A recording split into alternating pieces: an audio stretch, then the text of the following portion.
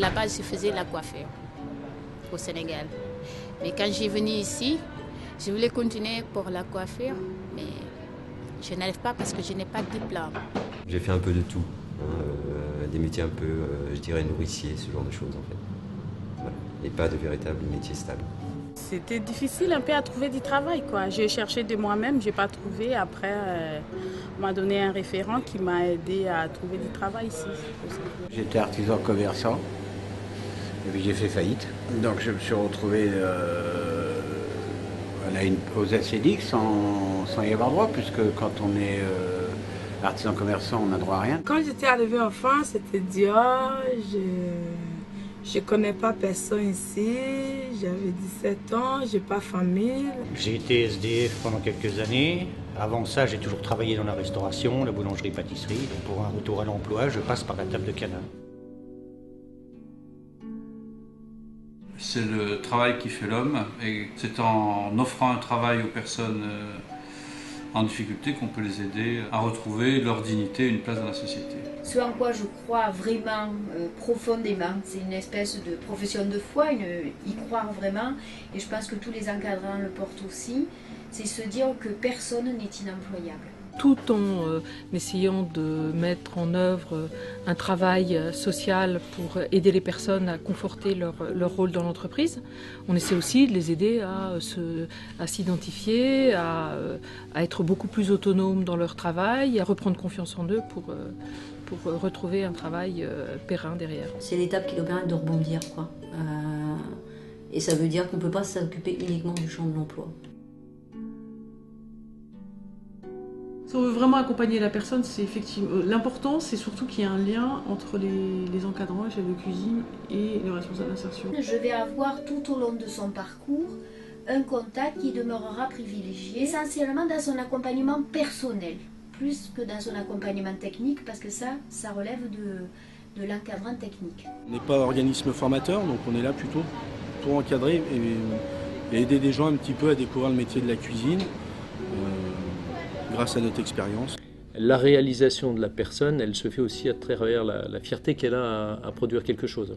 Une certaine motivation qui viennent par la noblesse des produits qui vont toucher. Les personnes qu'on accueille, c'est des personnes qui ont un parcours de qualification à accomplir, un parcours de qualification qui est de l'ordre des compétences professionnelles, mais qui est de l'ordre des façons d'être, des manières d'entrer en rapport dans la société. Ce qu'on appelle le savoir-être.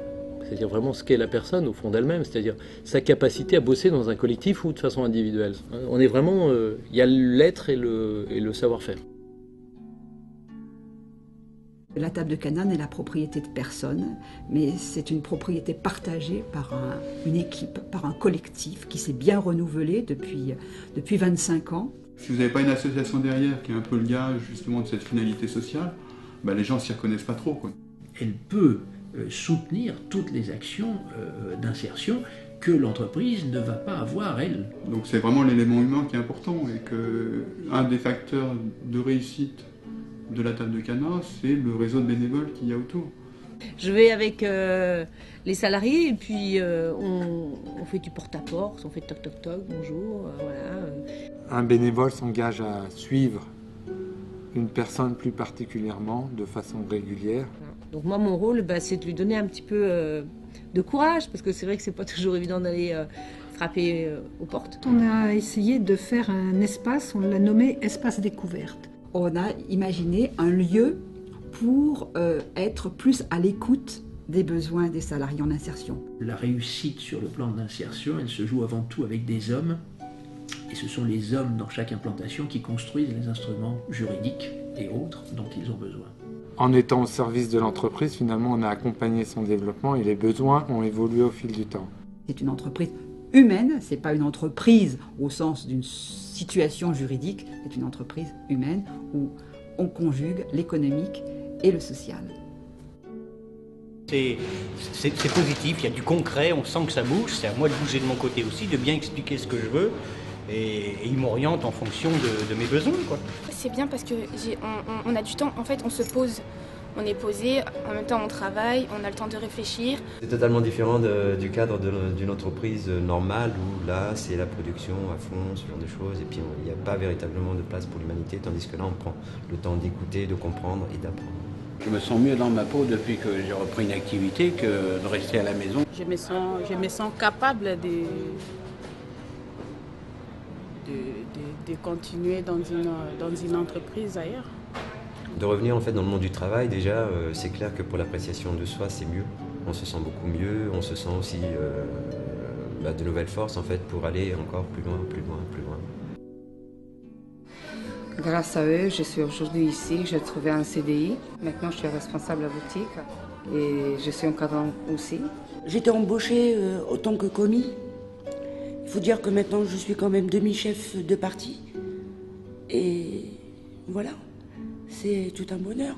J'ai été engagé dans une clinique à Paris 17e, rue de la Jonquière. Et depuis 2007, je suis là-bas, je suis en CDI. J'ai commencé commis de cuisine. Et là, actuellement, je suis cuisinier principal, donc on va dire numéro 2 dans la hiérarchie, juste derrière le chef. Ça fait 3 ans que je suis là-bas, je me plais bien et là, c'est impeccable. C'est le nouveau Didier, on va dire.